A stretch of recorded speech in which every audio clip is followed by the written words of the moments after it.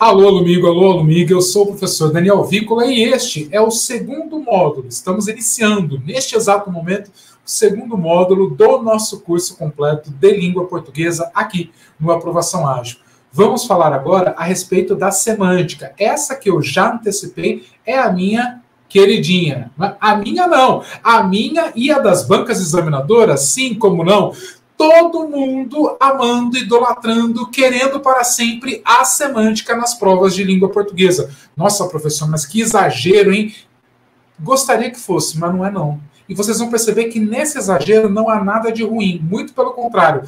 Optar por um viés semântico só demonstrou que os processos seletivos da contemporaneidade privilegiam um leitor mais esperto, um falante mais esperto, alguém consciente das possibilidades comunicativas que tem em mãos, já que nós temos o poder de utilizarmos a comunicação a nosso favor, por que não? As bancas querem saber se você consegue enxergar todas as possibilidades, enxergar a leitura das entrelinhas e fazer disso leituras diferenciadas dos processos todos de comunicação de que tomamos parte. Quer dizer, não estou falando de pouca coisa, estou falando de uma total ressignificação da maneira como nós interpretamos, escrevemos, lemos, produzimos e recebemos textos em língua portuguesa. Então, preparem-se para entrar no fascinante mundo da semântica. Vem comigo, estamos aqui com a minha tela de abertura, já a postos, né?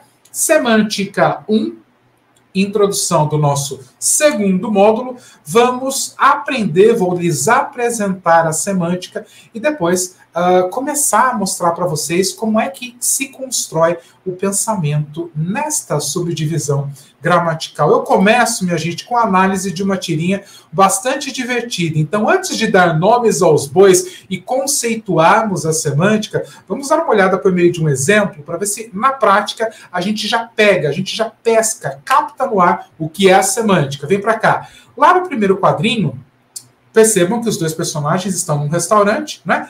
A primeira personagem, o carinha que está de óculos, careca, né, com a mãozinha aqui estrategicamente colocada em cima da barriga, aquele sinal, né, característico de quem comeu muito e está se sentindo, como ele fala, ufa, estou cheio. O amigo que está ao lado, observando essa fala, responde, olha, você deveria ter dito que está satisfeito.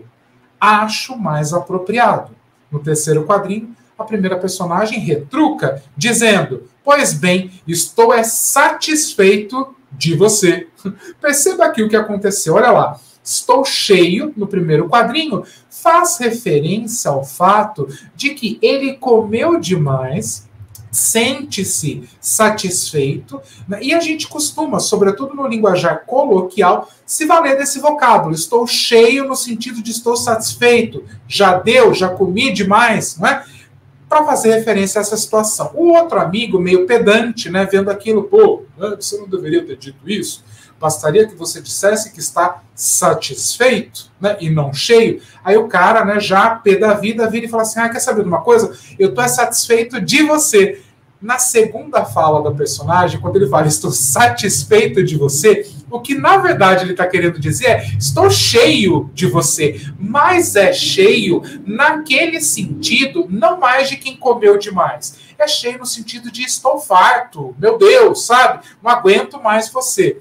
Percebam que no primeiro quadrinho e no último, as frases, as colocações da personagem se colocam, né, em patamares semânticos distintos. Ele começa falando estou cheio, e aqui cheio é sinônimo de farto, satisfeito, né? Satisfeito, como o segundo personagem sugere, não diga cheio, diga satisfeito.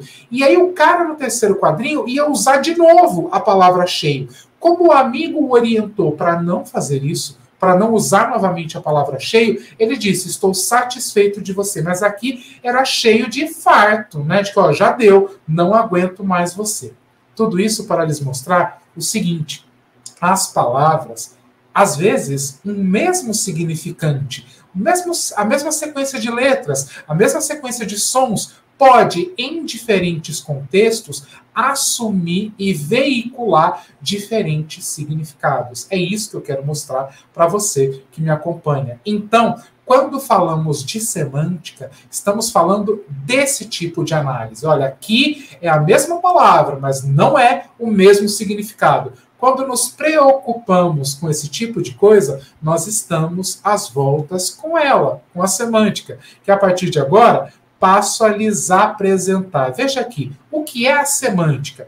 A semântica é a parte dos estudos gramaticais que se ocupa em entender como se dá a construção do significado por meio de palavras, dentro dos atos de comunicação praticados pelos falantes ou escritores ao se utilizarem da língua. Foi o que nós acabamos de fazer na análise da tirinha. Olha, aqui tem cheio, ali tem cheio também, que foi substituído por satisfeito, mas agora não era a mesma ideia, não era a mesma coisa. Quando a gente começa a pensar, né, nesse câmbio, né, nessa troca de significados, operadas pelas palavras dentro do discurso, a gente está fazendo uma análise semântica. Tá? Então, a semântica, eu brinco de dizer o seguinte, é como se você tivesse um controle, um joystick aqui na mão, e você ficasse, ó, vai para cá, vai para lá, parecendo o Pac-Man, né, dos anos 80. Lembra daquele bichinho, o Pac-Man, que ia, né, blim, blim, blim, comendo as sementinhas, os pontinhos, sei lá o que era aquilo que o Pac-Man comia.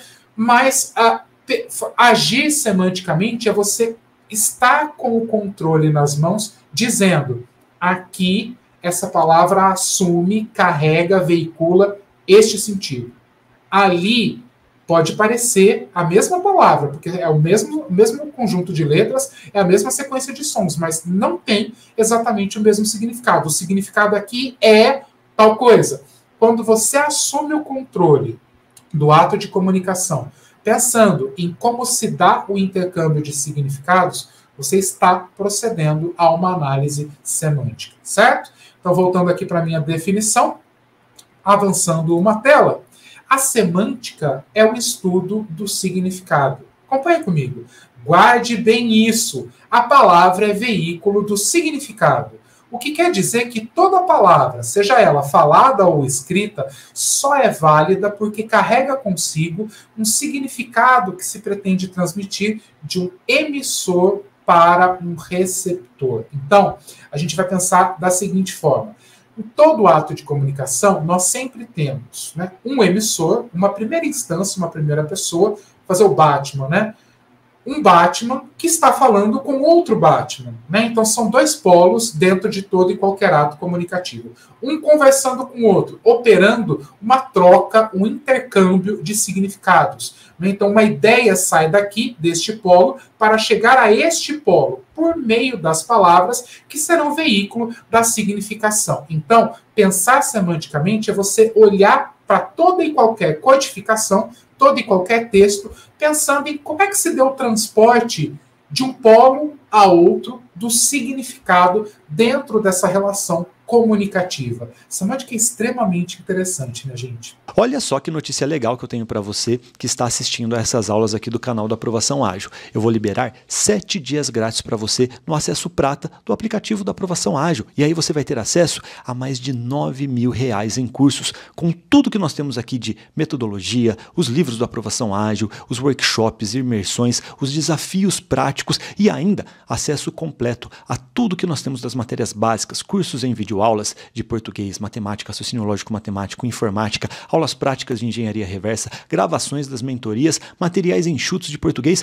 e muito mais. 7 dias grátis. E ainda depois você consegue continuar no aplicativo por menos de R$1 por dia. Então, aproveite. Está disponível para vocês aqui no primeiro link da descrição e disponível por pouco tempo, tá? Então, seja rápido. Dando sequência aqui, essa palavra, né, que estamos discutindo, que é veículo do significado, pode ser um artigo, parece que não, gente, mas uma palavrinha pequena, como um artigo, pode operar grandes diferenças semânticas, ou seja, grandes mudanças de significado. As provas querem saber. E você está atento? Você consegue identificar o que a presença ou ausência de um artigo provoca em termos de mudança semântica? Né? Então, como é que o significado oscila, né, quando o artigo está presente e o artigo está ausente? desse tipo de coisa que estamos falando. Então, essa palavra, veículo do significado, pode ser um artigo, um substantivo, um verbo, um adjetivo, não importa. Sendo palavra pertencendo a cada uma daquelas 10 classes gramaticais, nós podemos parar, sentar, nos debruçar sobre aquele discurso e pensar aquele texto todo que estamos recebendo do ponto de vista semântico, que é o ponto de vista da significação.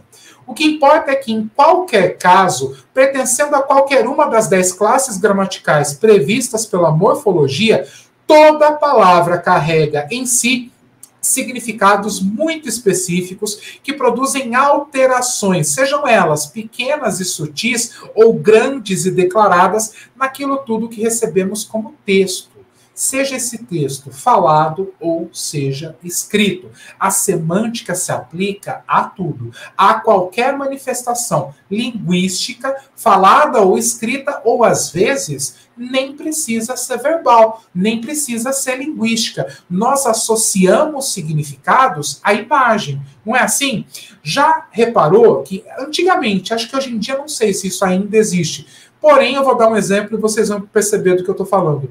Antigamente, nos hospitais, quando você chegava na recepção dos hospitais, ou mesmo nos corredores, né, naquele processo de visitar um paciente, havia aquele quadro da enfermeira fazendo esse gesto. Não dizia nada, era só imagem. Quer dizer o quê? Silêncio, proibido falar, proibido conversar. Na biblioteca, durante os trabalhos de escola, estão lembrados? Aquela bagunça gostosa entre amigos, a bibliotecária virava e shh, mesmo gesto, só que acompanhado agora de um shh, que ela não precisa fazer silêncio, né? Embora ele seja recomendado nas bibliotecas. Aquela olhada que o pai e a mãe davam pra gente, quando crianças, quando adolescentes, que a gente sabia que estava fazendo algo errado só do pai e da mãe olhar. Aquela olhada, aquela fuzilada, já dizia tudo. Não precisava nem de palavras. A gente sabia, né, que deu ruim, só pela maneira como o pai e a mãe olhavam para a gente. Veja, são gestos. E são carregados de significado. Então, a semântica, ela extrapola o universo da língua. Ela vai para outros universos, outras manifestações. Os gestos, as imagens, enfim, tudo aquilo de que nós nos utilizamos para a nossa comunicação está revestido de um substrato semântico, está revestido de significados, simplesmente porque são recursos de que nos utilizamos para a nossa comunicação. Não é legal? Tudo que a gente usa para poder se comunicar guarda um sentido, carrega um sentido. E é a semântica que nos permite analisar, trabalhar e entender como é que isso tudo se dá, como é que isso tudo se organiza. Já entenderam por que eu sou tão apaixonado pela semântica, né? É interessante pra caramba. Agora, mais um exemplo prático. Observe aqui comigo. Nós temos um encontro, então aqui é uma simulação, tá? Nós temos um encontro de duas amigas, né? E essas duas amigas vão construir um diálogo. Eu tenho uma primeira versão do diálogo, em que há palavras destacadas na cor azul, a parte de cima aqui do meu slide, da minha apresentação, e depois o mesmo diálogo, só que com algumas diferenças. Palavras diferentes, escolhas vocabulares diferentes. E eu quero que você, junto comigo, perceba como é que, enquanto significação, um texto se distancia bastante do outro e todas as informações que nós podemos ter a respeito das interlocutoras só pela análise desses textos. Vejam que interessante. Então, observe um pequeno exemplo. Primeira versão do diálogo. Chega uma amiga, a outra. Lu, você conhece aquela mulher? Nunca a vi. Ela deve ser nova aqui no bairro. Beleza? Primeira versão do diálogo. Segunda versão. Lu, você conhece aquela mulherzinha? Nunca vi mais gorda. A periguete deve ser nova aqui na quebrada. Eu amo essa palavra periguete. A primeira vez que eu ouvi, já há alguns bons anos, eu não entendia o que era uma periguete, né? Depois, os alunos foram me ajudando a entender qual era o contexto, quando é que usa e blá, blá, blá. Enfim, tem uma história longa com essa palavra, situações bastante engraçadas, por sinal. Mas adoro, acho uma palavra extremamente criativa, né? E hoje em dia bastante produtiva, bastante utilizada. O que eu quero que você observe aqui nessas duas versões desse mesmo diálogo? Na primeira versão, tudo me parece bastante neutro, não é? As amigas se encontram e até de uma forma respeitosa comentam sobre uma terceira pessoa, aquela que está sempre alheia ao ato de comunicação, se manifestando e dizendo, não conheço, nunca vi, deve ser nova aqui no bairro. Já no segundo diálogo, a gente tem um movimento de que, ao mesmo tempo, a informação é dada, porém impregnada de juízos de valor. Né? O que é o juízo de valor? É aquilo que sinaliza como é que eu me comporto, ou como é que eu me situo em relação ao referente, no caso, essa terceira pessoa, a mulher sobre a qual elas falam, usando palavras, por exemplo, pejorativas, como mulherzinha. Vem cá, quem é aquela mulherzinha? Mulherzinha, vamos combinar, já demonstra que a avaliação que a pessoa que está usando essa palavra fez da terceira não é lá muito positiva, concorda? Mulherzinha sugere algo notavelmente pejorativo. Então já há aqui não só uma declaração de um fato, ou a observação da presença daquela terceira pessoa, mas um juízo de valor. A maneira como a outra já está avaliando essa terceira pessoa. A outra responde, nunca vi mais gorda. E o fato de elas falarem entre elas dessa forma, nessa segunda versão, já revela um ambiente extremamente descontraído, informal, em que é permitido às duas interlocutoras se expressarem dessa forma. Uma conversa ali da rua, na calçada, provavelmente de portão, mas não há qualquer traço de formalidade nessas palavras, já nos levando a compreender uma situação completamente distinta daquela do primeiro texto. E ela diz, a periguete, olha lá o juízo de valor. Primeiro era mulherzinha, agora é periguete. Subiu um nível, né? Não é mais só mulherzinha, também uma periguete. A periguete deve ser nova aqui na Quebrada. Então não é aqui no bairro, é aqui na Quebrada. Outra vez um vocábulo bastante popular, né? O que nos leva a intuir que esse diálogo, comprovando a primeira impressão, se deu numa situação bem informal, de liberdades linguísticas que permitem que essas duas interlocutoras se expressem da maneira como o fizeram. Então, só acompanhando aqui a análise, nós vamos ter. Perceba, nós nem conhecemos essas pessoas, de fato, né? Fiz toda essa análise sem saber quem são essas pessoas. Mas a partir dos dois diálogos reproduzidos, podemos fazer várias inferências sobre elas e a situação em que se encontram. Nosso conhecimento prévio e nossas experiências de vida nos permitem, com facilidade, identificar várias informações que não estão, inclusive, efetivamente ditas no texto, mas que podem ser facilmente supostas, subentendidas, sobre as duas mulheres. Possível lugar e a situação em que se encontram, o seu grau de conhecimento linguístico, a predisposição a lançar um olhar mais neutro ou preconceituoso ao outro, entre tantas outras coisas. Continuando aqui a análise, semântica é isso.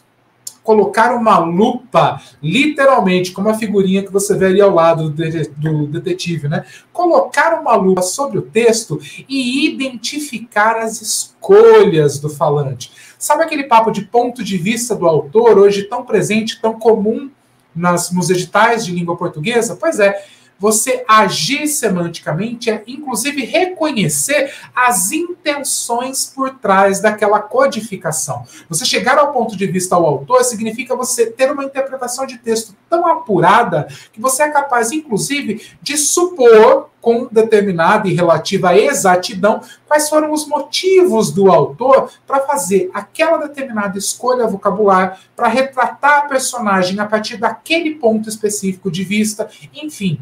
O que é que levou aquele autor a compor o seu texto da maneira como ele o fez, certo? É pensar que nada do que dizemos ou escrevemos é isento de propósitos, objetivos e intenções, e pode revelar com efeito muito mais do que aquilo que de fato pretendemos dizer. É o que as bancas examinadoras de hoje buscam é uma análise como a que acabamos de fazer, que busque nas minúcias da língua os detalhes todos que revelam uma determinada situação ou finalidade. Então, minha gente, resumindo tudo aqui antes de encerrarmos, olhar semanticamente para um texto significa analisar o contexto. Toda fala é inserida num contexto, certo? Quem fala, fala para alguém e tem objetivos claros ao fazê-lo. levar uma informação, fazer um comentário impregnado de juízos de valor, colocar determinados assuntos em pauta e discuti-los. Quem se comunica tem intenções por trás de tudo aquilo que fala, de tudo aquilo que escreve. Olhar semanticamente é você entender que todo texto, toda codificação traz consigo uma série de significados que estão entrelaçados e que nós, receptores desses textos, precisamos aprender a destrinchar. Nem tudo que está num texto está efetivamente dito, está efetivamente posto.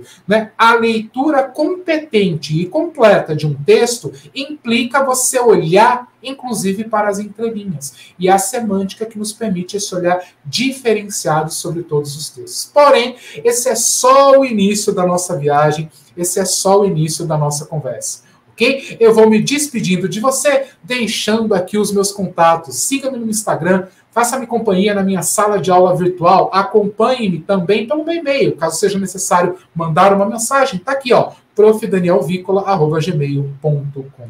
Tudo bem, minha gente? Esse é o começo, esse é o start. Nós estamos começando aqui a nossa viagem no maravilhoso mundo da semântica. Espero lhe fazer companhia, fazer com que vocês também gostem, pelo menos um pouquinho, dessa subdivisão tão importante da nossa gramática. Combinado? Vejo vocês, então, na nossa segunda aula desse módulo. Não vai se atrasar, hein? Até lá!